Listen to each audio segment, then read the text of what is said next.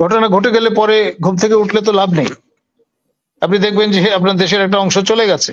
এমনি ইতিমধ্যে আমি পরিষ্কার করে বলি, চেষ্টা চলছে আমাদের দেশের দুটি অঞ্চল, মানে ফেনী নদী অ্যান্ড বিয়ন্ড, সেই জায়গায় একটি হিন্দু দেশ তৈরি করবার এবং উত্তরবঙ্গ জুড়ে আরেকটা হিন্দু দেশ তৈরি করবার নামও দিয়ে দেওয়া হয়েছে, ম্যাপ এঁকে ফেলা হয়েছে। এখন এই যে প্রচারণাগুলো চলছে, এটা নিয়ে আমাদের পররাষ্ট্র মন্ত্রণালয়ের কোনো বক্তব্য আছে? আমাদের এই যে ইন্টারিম গভর্নমেন্টের পক্ষ থেকে কোনো অবস্থান ব্যক্ত করা হয়েছে?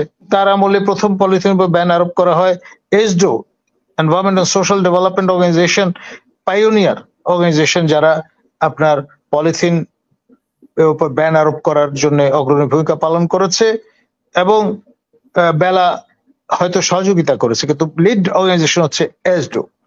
দেখুন, সম্প্রতি মিজোরামের মুখ্যমন্ত্রী তিনি মার্কিন সফরে গিয়ে, মার্কিন যুক্তরাষ্ট্রে গিয়ে বলেছেন যে তারা প্রত্যাশা করেন তিনটি রাষ্ট্র, মিয়ানমার, ভারত এবং বাংলাদেশ থেকে কার্ভ আউট করে একটি খ্রিস্টান রাষ্ট্র প্রতিষ্ঠা করার ব্যাপারে মার্কিন সহায়তা তারা চান বা জনগণের তারা সমর্থন চান। এখন এই কুকি চীন নিয়ে যে আন্দোলনটা বাংলাদেশে মিস্টার বম পরিচালনা করছিলেন, নাথান বম, তারপরে আপনার এই মেইতি এবং কুকিদের মধ্যে যে লড়াইটা চলছে মণিপুরে, তারপরে চীন এবং রাখাইন এই যে প্রভিন্স গুলোতে, মিয়ানমারে যেই অবস্থাটা বিরাজমান, সব মিলিয়ে আপনার এখানে পরিষ্কার বিষয়টা যে something is cooking. রিড্রয়িং of the map একটা এজেন্ডা হিসেবে সামনে আবির্ভূত হতে যাচ্ছে এবং এই রিড্রয়িং অফ দ্য ম্যাপ সহজভাবে সম্পূর্ণ করা সম্ভব যদি অনির্বাচিত সরকার দেশে থাকে, কারণ কোনো অ্যাকাউন্টেবিলিটি তো নাই।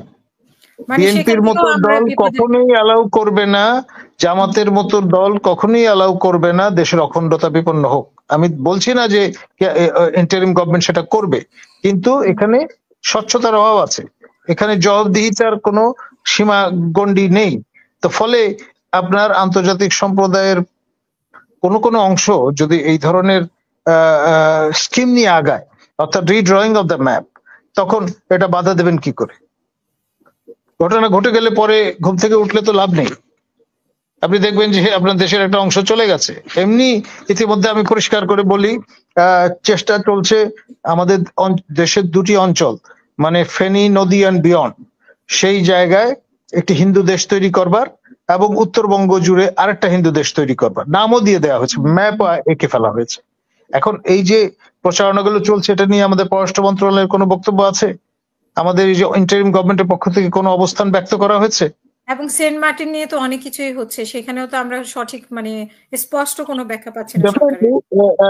এবং নানান রকমের রেস্ট্রিকশন আরোপ করা হচ্ছে পরিবেশের নাম করে।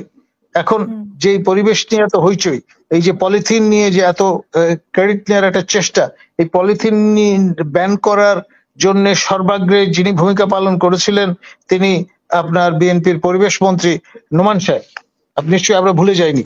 এবং তার আমলে প্রথম পলিথিন উপর ব্যান আরোপ করা হয় ESDO, environment and social development organization, pioneer organization, যারা আপনার পলিথিন উপর ব্যান আরোপ করার জন্য অগ্রণী ভূমিকা পালন করেছে এবং বেলা হয়তো সহযোগিতা করেছে, কিন্তু লিড অর্গানাইজেশন হচ্ছে এসডো। এবং ডক্টর হোসেন শাহরিয়ার, আমরা তো এই বিষয়গুলোর উপরে এমফিল ডিগ্রিও করিয়েছি ঢাকা বিশ্ববিদ্যালয় থেকে।